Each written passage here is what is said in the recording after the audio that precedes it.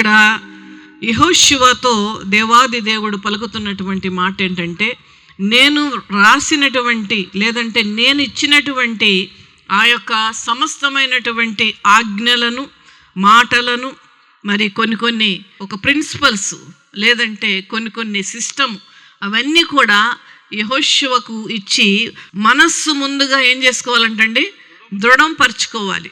మనం దేవుణ్ణి సేవించాలి అని అన్నప్పుడు ఖచ్చితంగా ఒక కమిట్మెంట్ మనకు ఉండాలి. మనస్సును దృఢపరుచుకొని ఎడమకు కానీ కుడికి కానీ దేని నుండి దేవుడు ఆజ్ఞాపించినటువంటి ఆజ్ఞల నుండి తొలగిపోకుండా ఆ మార్గములో మనం వెళ్తున్నామంటే కుడికి కానీ ఎడమకు కానీ, చిన్నపిల్లల స్కూలుకు కానీ, బజార్ కానీ, వీధుల్లో పక్క వీధికి కానీ తీసుకుని వెళ్తా ఉండంటే అటువైపు నడవబాకు అని చెప్తూ ఉంటాం మనం. ఎందుకంటే ఆ యొక్క సైడ్లో ఏదో ఒక కుమార్తెకు కానీ కుమారుడికి కానీ అపాయకరమైనటువంటి పరిస్థితి కనపడుతూ ఉంటుంది. అక్కడ ఒక గాజు పెంకులే అవ్వచ్చు, ముళ్ళే అవ్వచ్చు, లేదంటే అక్కడ సరైనటువంటి మార్గము లేకుండా రాళ్లతో ఉన్నటువంటి ఆ పరిస్థితులు ఉండొచ్చు. కనుకనే మనం ఏం చెప్తామంటే అటు నడవద్దు అని మనం చెప్తూ ఉంటాం. సరిగ్గా నడువు చూసుకొని. ఎందుకు చెప్తామంటే అటువంటి మార్గములలో నడిస్తే మన బిడ్డలకు ప్రమాదము జరుగుతుందని. ఇక్కడ కూడా దేవాది దేవుడు తన బిడ్డలకి వాక్యము ద్వారా చెప్తున్నటువంటి మాట ఏంటంటే, నీవు కుడికి కానీ, నేను చెప్పబడేటువంటి మాటలు మాత్రమే, నేను ఆజ్ఞాపించిన మాటలు మాత్రమే, నేను మిమ్ములను ఏ విధముగా నడవాలి అనేటువంటి విషయాన్ని నేను తెలియజేశాను. వాటిని మరి చేస్తూ మీరు కుడికి కానీ ఎడమకు కానీ నడవకుండా నేను చూపించేటువంటి మార్గములో మీరు నడవండి అని చెప్తూ ఉన్నాడు దేవుడు. చాలామంది దేవుని దీవెనలు పొందుకొనకుండా నేను ఎంతగా కోరుకున్నా అది జరగట్లేదు అనేటువంటి ఒక ఆలోచన కలిగినటువంటి వారు ఎంతోమంది ఉన్నారు. దానికి కారణం ఏంటంటే తండ్రి అయిన దేవుణ్ణి పక్కన పెట్టి మిగతా వాటి మీద ఆధారపడుట వలనే చాలామంది వాళ్ళ యొక్క జీవితాలలో, వారి బిడ్డల జీవితాలలో, వారి వివాహాల విషయములలో, ప్రతి దాంట్లో కూడా చాలామంది దేవుని యొక్క అనుమతి లేకుండా, దేవుని యొక్క సహాయము కోరకుండా, దేవా ఇది నా జీవితంలో జరగాలి, అది నీ చిత్తమా కాదా అనేటువంటి ఒక సమయము దేవుని సన్నిధిలో గడపకుండా నిర్ణయాలు తీసుకొని వాళ్ళ జీవితాలు భయంకరంగా మరి పతనమైన పరిస్థితిలో వెళుతూ నలిగిపోతున్నటువంటి వారు ఎంతోమంది ఉన్నారు. ప్రతి దినము కూడా ఆయన సంరక్షణ లేకుండా మనం శాంతిగా ఉండగలమా? ఆయన సహాయము లేకుండా మనం ఒక అడుగు ముందుకేయగలమా అండి? మన ఇష్టాన్ని దేవుని వద్దకు తీసుకుని వెళ్ళి ఇది చేయమని మనం కోరుతూ ఉంటాం. అందుకనే ఒకవేళ మన జీవితాల్లో మనం ఫెయిల్ అవుతున్నామేమో. యోహాను సువార్తలో ఒక మాట ఉంటుంది, ఏమనగా అది ఆయన చిత్తమైతే అది ఖచ్చితంగా దేవుడు నెరవేరుస్తాడు. హల్లెలూయా, హల్లెలూయా. అది ఎలాంటిదైనా, అది ఎంత సాధ్యమైన, అది ఎంత కష్టమైనప్పటికీ కూడా ఒక మాట సెలవిస్తే ఆయన ఆ యొక్క అద్భుతాన్ని మన జీవితంలో చేసేటువంటి దేవుడు ఆయన. హల్లెలూయా. కనుకనే ఇక్కడ ఒక్కసారి మనం చూద్దామండి, లూకా సువార్త దీనిలో ఈ యొక్క విషయాన్ని మనం చూస్తూ ఉంటుంటే దేవుని యొక్క మాట, దేవుని యొక్క చిత్తము వలన ఎంత అద్భుతాన్ని వీరు చూడగలిగారో మనం యొక్క వాక్యాన్ని ధ్యానిద్దాం ఒక్కసారి. లూకా సువార్త 5వ అధ్యాయం 1 నుంచి చదువుదాం. జనసమూహం దేవుని వాక్యం వినుచు ఆయన మీద పడుచుండగా ఆయన గిన్నెసరతు సరస్సు తీరమును నిలిచి ఆ సరస్సు తీరమునున్న 2 దోణులను చూచెను. జాలర్లు వాటిలో నుండి దిగి తమ వలలు కడుక్కొనుచుండిరి. ఆయన ఆ దోణిలో సీమోనుదైన ఒక దోణె ఎక్కి దరి నుండి కొంచెం త్రోయమని అతన్ని అడిగి కూర్చుండి దోణిలో నుండి జనసమూహములకు బోధించుచుండెను. ఆయన బోధించుడు చాలించిన తరువాత, నీవు దోణిను లోతునకు నడిపించి చేపల పట్టుటకు మీ వలలు వేయడని సీమోనుతో చెప్పగా, సీమోను, ఏలినవాడా, రాత్రి అంతయు మేము ప్రయాసపడితము కానీ మాకేమీ దొరకలేదు. అయినను నీ మాట చొప్పున వలలు వేతుమని ఆయనతో చెప్పెను. వారు అలాగు చేసి విస్తారమైన చేపలు పట్టిరి, అందుచేత వారి వలలు పిగిలిపోవచ్చుండగా. ఇక్కడ చూద్దాం, ఈ యొక్క సరస్సు యొద్ద రాత్రంతా కూడా చేపలు పట్టారు. ఈ రాత్రి దేనికి సాదృశ్యంగా ఉందనంటే మన జీవితానికి సాదృశ్యంగా ఉంది. రాత్రంతా కూడా చేపలు పట్టారు. ఇంకొక విషయం, వీళ్ళు చిన్నతనము నుండే వాళ్ళు చేపలు పట్టేటువంటి ఒక వృత్తిని కలిగి ఉన్నారు. వీరికి బాగా తెలుసు ఎక్కడ ఎలాంటి చేపలు దొరుకుతాయి, ఎంత లోతుకు వెళితే ఆ యొక్క చేపలు మరి వాళ్ళు పట్టగలుగుతారు. ఆ యొక్క వరవడిక లేదంటే ఆ యొక్క టాక్టిక్స్ వాళ్ళకు బాగా తెలుసు. రాత్రంతా కూడా శ్రమ పడ్డారు, అయినప్పటికీ కూడా ఒక్క చేప కూడా వారు పట్టలేదు. అయితే ప్రభులు వారు అక్కడికి వచ్చారు. ప్రభులు వారు అక్కడికి వచ్చి ఏమన్నారండి? ఏమన్నారు? వాళ్ళని చూసి వాళ్ళ కష్టమంతా చూశారు, వాళ్ళ ఇబ్బందిని చూశారు, వాళ్ళ నిరాశను చూశారు. వాళ్ళు మనసులో ఎందుకంటే వాళ్ళు చేపలు పట్టకపోతే, వాటిని అమ్మి డబ్బులు తీసుకుని రాకపోతే వారికి ఆ రోజు గడవడం కష్టం. వాళ్ళ నిరాశను చూశారు, వాళ్ళ కృంగుబాటును దేవుడు చూశాడు. అందుకనే వచ్చి, ఇక్కడైతే అలా రాయబడలేదు కానీ యోహాను సువార్తలో రాయబడి ఏమనుంటుందంటే, మీ కుడి పక్కన వలలు వేయుడి. ఈ ప్రభులు వారు శిష్యులతో చెప్తున్నటువంటి మాట. రాత్రంతా కూడా ప్రయాసపడ్డారు. అప్పుడు పేతురు ఏమన్నాడండి? అందరూ అనండి ఆ మాట, అయినను నీ మాట చొప్పున. చూడండి దేవుని బిడ్డలారా, దేవుడు అక్కడికి రావడం, ఆ శిష్యులను చూసి ఒక చిన్న ఆజ్ఞ, ఒక చిన్న మాట, ఎలా నడవాలి అనేటువంటి విషయం, కుడి పక్కన వలలు వేయండి అని అన్నప్పుడు విస్తారమైనటువంటి చేపలు వారికి దొరికినాయి. నేనేమనుకుంటానంటేనండి, ఈ వలలు వేస్తున్నప్పుడు వాటికి కూడా బాగా తెలుసండి. జంతువులకు ఉన్న తెలివి అంతా ఎంత ఉండదండి. నేను చాలాసార్లు గమనిస్తూ ఉంటాను. వలలు వేస్తూ ఉన్నప్పుడు ఇవన్నీ కూడా ఎక్కడికో వెళ్ళిపోయినాయి దూరంగా. ఎప్పుడైతే సృష్టికర్త అయినటువంటి ఆ దేవాది దేవుడు కుడి పక్కన వల వేయుడి అనేటువంటి మాటలను వీరికంటే ఎక్కువగా చేపలు విన్నాయి. వీరికంటే ఎక్కువగా చేపలు విన్నాయి. విని ఒక లీడర్ అయిన చేప, పదండి మనం అందరం కిందకు వచ్చేసాం, పదండి పైకి వెళ్దాం. మన సృష్టికర్త అయిన దేవుడు ఆయన శిష్యులకు వల వేయుటకు ఆజ్ఞాపించారు కనుక మనం పైకి వెళ్ళిపోయి ఆ వలలో మనం చిక్కబడదాం. దేవుని మాటకు మనం లోబడదాం. ఒకటి గమనించండి, ప్రతిదీ కూడా దేవుడు మన గురించి సృష్టించాడు. అవునా కదా? ఆయన అనుభవిస్తున్నాడా, మనం అనుభవిస్తున్నాం ఆయన సృష్టిని? సృష్టి అంతా కూడా, అన్నీ కూడా, ఏవైనా సరే కూడా వాక్యంలో కూడా ఏం చెప్తుందంటే, ప్రతిదీ కూడా దాని పని నిమిత్తము సృష్టించబడిందని సామెతల గ్రంథంలో రాయబడి ఉంది. అవన్నీ దేవుడు సృష్టించాడు. అవి మన కొరకు, ఆయన కొరక, మనందరి కొరకే, మన యొక్క అవసరతల గురించి, మన ఆహారం కొరకు. కనుకనే ఆ చేపలన్నీ కూడా సృష్టికర్త అయినటువంటి ఆ దేవుని మాటను విని పైకొచ్చినాయి, పైకొచ్చి వలలో చిక్కబడినాయి. హల్లెలూయా, చప్పట్లు కొట్టి దేవుని నామాన్ని మహింపరచు. ఈ రాత్రి దేనికి సాదృశ్యముగా ఉన్నది అని అంటే, మన జీవితానికి సాదృశ్యంగా ఉంది. దేవుని బిడ్డలారా జాగ్రత్తగా వినండి. ఈ రాత్రి అంతా కూడా అనేటువంటిది మన జీవితానికి సాదృశ్యముగా ఉన్నది. మనము దేవుని చిత్తము లేకుండా, దేవుని ఆజ్ఞకు లోబడకుండా, దేవుని ఇష్టాన్ని చేయకుండా మనం ప్రయత్నాలు చేస్తుంటే, మన జీవితం అంతా ప్రయత్నాలు చేస్తాం కానీ దాన్ని మనం పొందుకోలేము. అయినను నీ మాట చొప్పున, ఆ మాట అనకుండా, ఏంటి ప్రభువా నువ్వు అన్నావు, రాత్రంతా జరిగింది, దొరకవు, ఇంకా మాకు తెలుసా మీకు తెలుసా అని వెళ్ళిపోయి ఉంటే ఏమయ్యేదండి? ఏమయ్యేది? శూన్యమయ్యేది.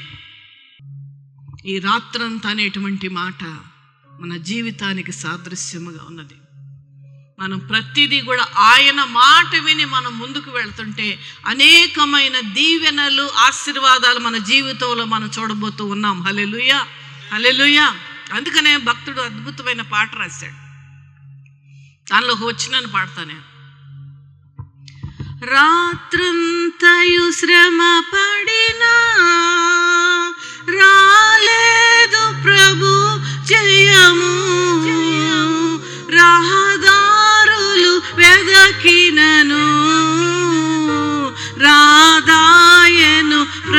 ఫలము.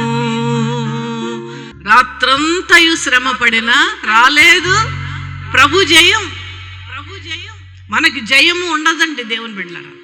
దేవుడు జయం కోరుకుంటున్నాడు, మనం దీవించబడాలని కోరుకుంటున్నాడు. మేలులను దాచిపెట్టించాడు. ఆ మేలులు మనం దయచేయడానికైనా ఆయన ఆలోచిస్తూ ఉన్నాడు. మనము ఆయన చిత్తాన్ని చేయుటకు, ఆయన ఇష్టాన్ని చేయుటకు, ఆయన యొక్క ఇష్టము ఏదో అని మనం తెలుసుకున్నటకు అవకాశాలు కూడా దేవుడిస్తూ ఉన్నాడు. కానీ వాటిని కాలదనుకొని ఎవరినో ఆశ్రయిస్తున్నాం, మనం ఎవరి మాటలో వింటున్నాం. ఇంకా కొంతమంది ఉంటారండి, మందిరాలకు వెళ్తూనే పక్కన ఎక్స్ట్రా చేస్తూ ఉంటారు. ఇక్కడికి వెళ్ళి మా అమ్మాయికి ఉద్యోగం వస్తుందా చెప్పండి, మా అబ్బాయికి పెళ్ళి అవుద్దా చెప్పండి. వెళ్ళేవాళ్ళు ఉన్నారండి. చాలా విచారం. దేవుని సేవకురాలుగా నేను చాలా బాధపడుతూ ఉంటాను ఇలాంటి వాళ్ళని నేను చూసి. ఇక్కడికి వెళ్ళి నాకు ఇది జరుగుద్దా జరగదా అనేటువంటి ఆలోచన చేస్తున్నామని అంటే దేవుణ్ణి ఎంత దుఃఖపరుస్తున్నామండి మనం. మన కొరకు ప్రాణం ఇప్పించిన దేవుడిని, మన కొరకు సమస్తమును చేయడానికి ఇష్టమైన దేవుడిని, మనలను కంటికి రెప్పలా కాపాడుతున్న దేవుణ్ణి ఎంత కష్టపెడుతున్నాం ఆ రకమైన ప్రవర్తన మనం ప్రవర్తించి. ఇతరులను ఆశ్రయించి అనేకమైనటువంటి ఆశీర్వాదాలను కాలదన్నుకుంటూ ఉన్నాం మన సొంతంగా, మన చేతులారా. ప్రతిదీ కూడా అందుకే దేవుని యొక్క చిత్తాన్ని ఎరిగి మీరు నడవండి. నూతనమైన సంవత్సరంలో దేవుని సేవకురాలుగా నేను మీ ముందు వచ్చాను అని అంటే దేవుడు ఎంతగానో ఆ ప్రేరేపించి ఇచ్చినటువంటి వాక్యాలను మీకు తెలియజేస్తున్నాను దేవుని బిడ్డలారా.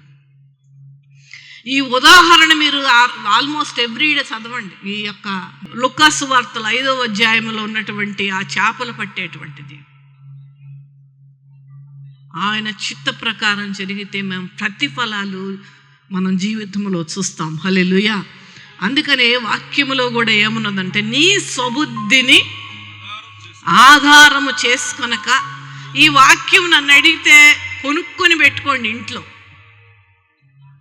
ఇది చాలా అవసరం దేవుని బిడ్డలారా. నువ్వు లోపలికి వెళ్తే దీవించబడదు, బయటకు వస్తే దీవించబడదు, అలాంటి వాక్యాలు తెగిష్టం మనందరికీ కదా. అజ్జు చేసుకుని ఆనందపడిపోతూ ఉంటాం. పెట్టుకోవద్దని నేను అంటలేదండి, పెట్టుకోవచ్చు. నిన్ను స్వస్థపరిచే యెహోవాని నేనే. ఇలాంటి వాక్యాలన్నీ పెట్టుకుంటున్నాం. వాక్యాలు పెట్టుకోవాల్సింది ఏంటి తెలుసా? నీ స్వబుద్ధిని నీవు ఆధారము చేసుకొనక నీ పూర్ణ. చదువుదామండి ఒక్కసారి సామెతల గ్రంథం 3వ అధ్యాయం తీద్దాం ఒక్కసారి. 5వ వచనం.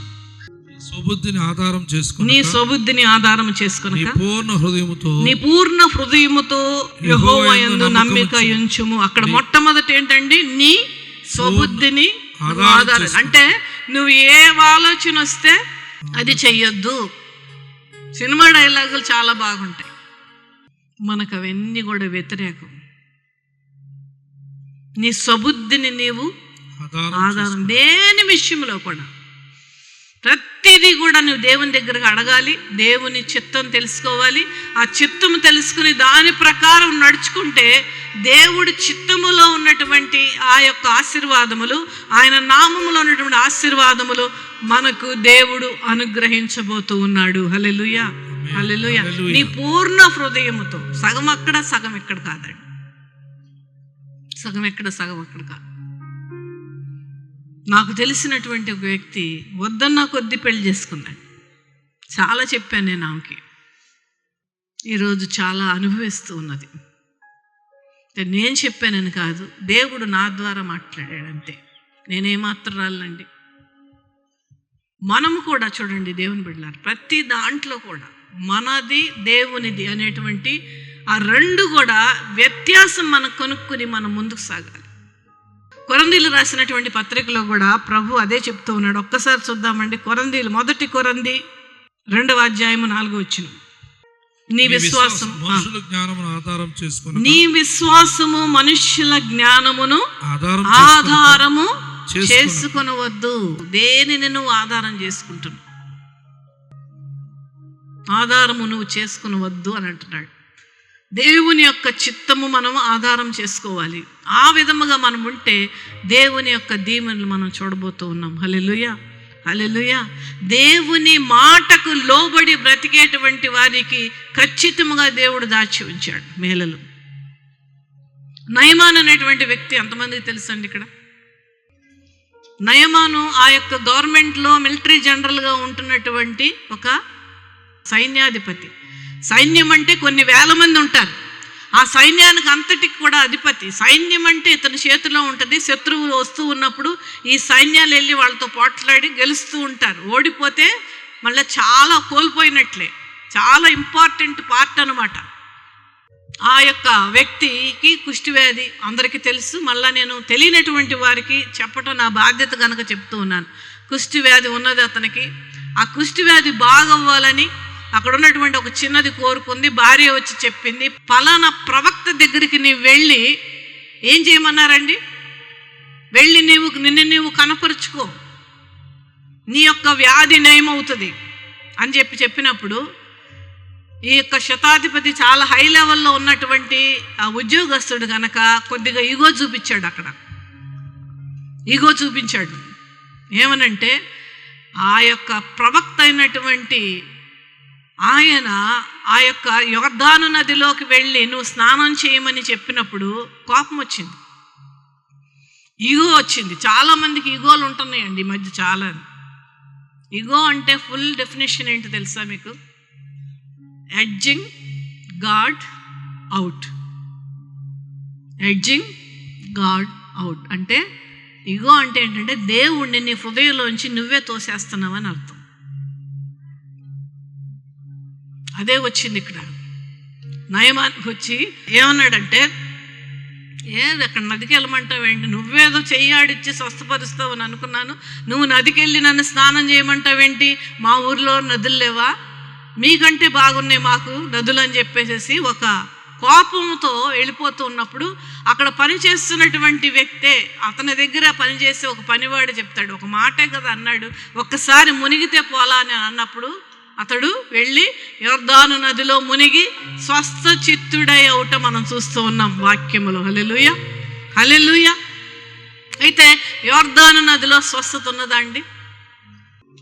యొర్దాను నదిలో స్వస్థత లేదు. ఎక్కడుందంటే దేవుని మాటకు లోబడుటలో ఉన్నది. హల్లెలూయా, హల్లెలూయా. చప్పట్లు కొట్టి దేవుని నామమును మహిమపరచు. హల్లెలూయా. కనుక చూడండి దేవుని పెట్టారా, దేవుని మాటకు విధేయులై దేవుని మాటను వింటూ మనం జీవితకాలం నడిపిస్తూ ఉంటుంటే ప్రతి దాంట్లో ప్రతి నిర్ణయములో. ఒకసారి హైదరాబాద్లో ఒక సంఘంలో నేను అప్పుడప్పుడు వాక్యాలు చెప్పడానికి వెళ్తూ ఉంటాను. అయితే ఒక ఆవిడంట ఫోన్ చేసి, ఆ ఇంట్లో మీరు ఉండొద్దు, ఆ ఇంట్లో సాతాను ఉన్నది, దయ్యం ఉన్నది, వెంటనే ఖాళీ చేసి వెళ్ళిపోండి అని అంటే ఆమె లోబోదిబ్బోమంటూ ఏడుస్తూ నా దగ్గరికి వచ్చింది. అమ్మ ఇలా అన్నారు, చాలా చెప్పిందమ్మా ఆమె అని అంటే నేను అన్నానమ్మా ఏమీ ఖాళీ చేయక్కర్లేదు. ఒకవేళ నిజంగా దెయ్యం ఉందే మీ ఇంట్లో అంటే నువ్వు ఎక్కడికి వెళ్తే అక్కడికి వస్తుంది, అంతే కదండి. ఆమెను కోరొచ్చింది ఆ ఇంటికి, ఆమె ఎక్కడికి వెళ్తే అక్కడికి వస్తుంది, అంతే కదా. ఇంకా అక్కడికి కూడా వస్తుంది. కానీ నువ్వు చేయవలసింది ఏంటంటే యేసు నామములో ఆ యొక్క దెయ్యాన్ని గద్దించు.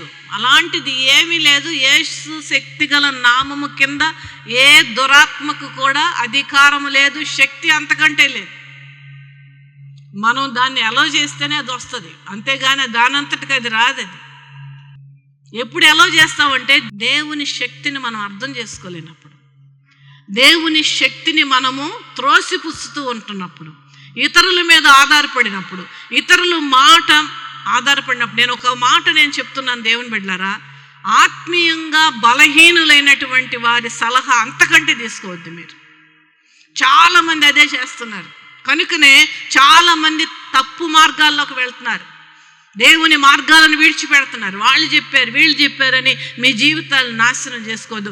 ఆలోచన ఇచ్చేవాడు ఆయనే, ఆలోచన చెప్పువాడు ఆయనే, నిరంతరము నిన్ను నడిపించే దేవుడు ఆయనే. నిన్ను నీ యొక్క అడుగులు తడబడుతున్నటువంటి వేళ నీ అడుగులను స్థిరపరిచేవాడు కూడా ఆయనే. హల్లెలూయా, హల్లెలూయా. ఆయన మాటకు లోబడి ఆయన ఆజ్ఞలను గైకొని ఆయన కట్టడములను మనము అనుసరిస్తూ ప్రతిదీ కూడా దేవుని యొక్క పాదాల యొద్ద పెట్టి, దేవా ఇది నీ చిత్తమైతే నాకు జరిగించు అని ప్రార్థనాపూర్వకంగా మీరు వెళ్ళండి. ఈ నూతనమైన సంవత్సరములో అనేక ఆశీర్వాదాలు మీరు చూడబోతూ ఉన్నారు. హల్లెలూయా, హల్లెలూయా.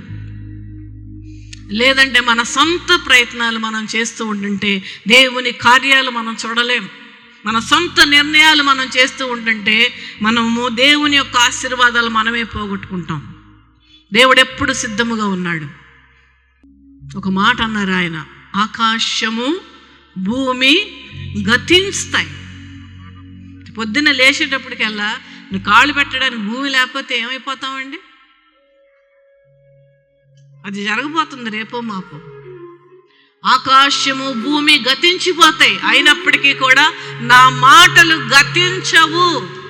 అవి నెరవేరకుండా ఉండవు. అవి మీ జీవితంలో ఖచ్చితంగా నెరవేర్చబడతాయి. ఈ విధముగా మీరుంటే దేవుడు మీ ఎడల సంతోషము కలిగి ఉండి, నా కుమార్తె నా కట్టడలను అనుసరిస్తుంది, కుడికి కానీ ఎడము కానీ తొలగొద్దని చెప్పితే అదే విధముగా నా మాటలను వింటుంది, నా ఆజ్ఞకు లోబడుతున్నది, నాకు ప్రార్థన చేసి నా సహాయం అడిగి ముందుకు వెళుతుంది గనక నేను ఆమెకు లేదంటే ఆయనకు దేవుడై ఉండి వారి జీవితాలను, వారి బిడ్డలను, వారి కుటుంబాలను నేనే నడిపిస్తాడని దేవుడు బయలుదేరతాడు. హల్లెలూయా, హల్లెలూయా. కనుక నూతనమైన సంవత్సరములో ఆ విధంగా నడుద్దాం. దేవుని యొక్క కృపలను పొందుకుందాం. దేవుని మాటకు లోబడదాం. అనేకమైన అడ్డంకులను తొలగించుకుందాం. దేవుని ఆజ్ఞలను మనము చిరసావహిద్దాం. సకల ఆశీర్వాదమునకు కారణభూతుడైన పరలోకపు తండ్రి ఆయన ఆశీర్వాదములలో మనందరినీ కూడా జ్ఞాపకము చేసుకుని లేనటువంటి వాటిని కూడా మన యొక్క ఇంటిలోనికి తీసుకుని వచ్చేటువంటి విధముగా దేవుడు కార్యాలు చేయబోతూ ఉన్నాడు. హల్లెలూయా, హల్లెలూయా. చేయవలసింది అదేనండి. మనం చేయవలసిందంటే దేవునికి లోబడండి. మరలా చెప్తున్నాను, పేతురు రాత్రంతా పట్టాం, మా వల్ల కాదయ్యా, నీరసం వచ్చేసింది, వేయలేను వాళ్ళ వల్ల అని అనుంటే అతడు చాలా కోల్పోయేవాడు. అయినప్పటికీ నీ మాట చొప్పున నేను వలలు వేతును. పరిస్థితులు ఏమైనప్పటికీ కూడా, కొన్నిసార్లు ఇబ్బందులు వచ్చినప్పటికీ కూడా, అయినప్పటికీ మీరు దేవుని మాటకు లోబడి ముందుకు వెళ్ళండి. దేవుడు అత్యున్నతమైన స్థానములో సంవత్సరంలో దేవుడు మిమ్మల్ని ఉంచబోతూ ఉన్నాడు. అటువంటి కృపా వాక్యం విన్న ప్రతి బిడ్డకి దేవుడు అనుగ్రహించునుగాక. Amen, amen.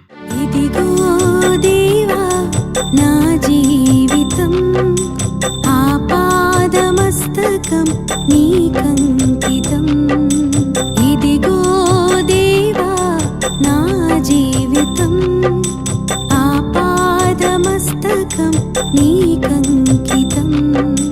శరణం నీ చరణం, శరణం నీ చరణం, శరణం నీ చరణం, శరణం నీ చరణం. ఇదిగో దేవా నా జీవితం ఆపాదమస్తకం నీకంకితం.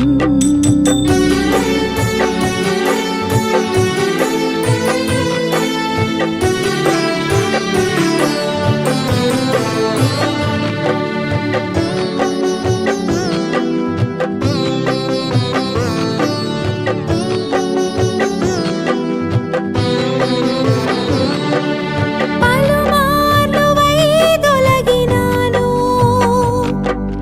పరలోక దర్శనము నుండి,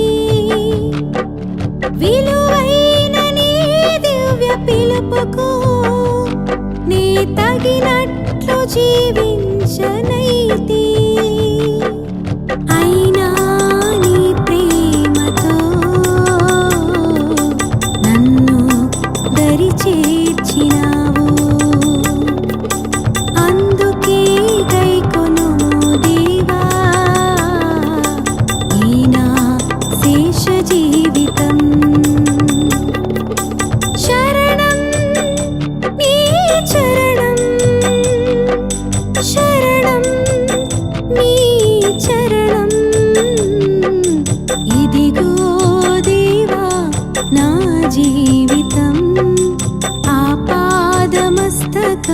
నీకంకితం.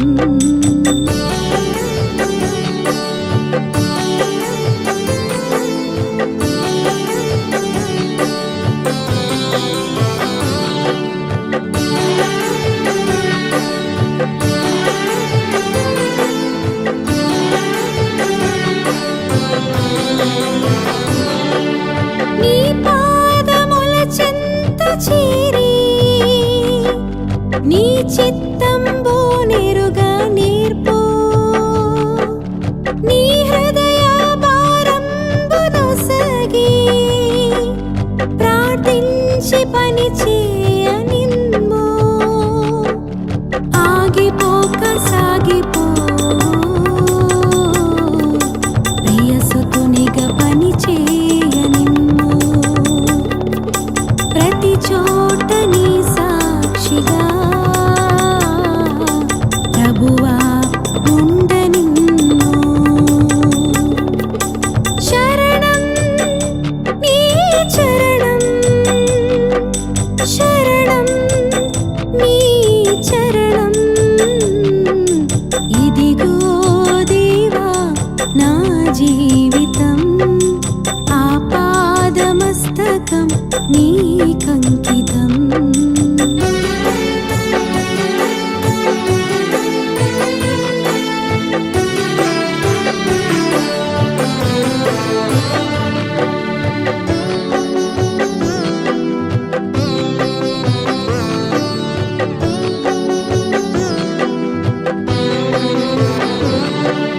విస్తార పంట పొలము నుండి కష్టించి పని చేయ నేర్పు. కన్నీటితో విత్తు మనసు కలకాలం మరి నాకు నొసగు. క్షేమ క్షామ కాలమైనా నిన్ను ఘనపరచ బ్రతుకనిమ్మయా. నశించు ఆత్మలన్నీదరి చేర్చ కృపనిమ్మయా. ఇదిగో దేవా నా జీవితం, ఆపాదమస్తకం నీకంకితం. ఇదిగో దేవా నా జీవితం, ఆపాదమస్తకం నీకంకితం. శరణం నీ చరణం, శరణం నీ చరణం, శరణం నీ చరణం, శరణం నీ చరణం. ఇదిగో దేవా నా జీవితం, ఆపాదమస్తకం నీ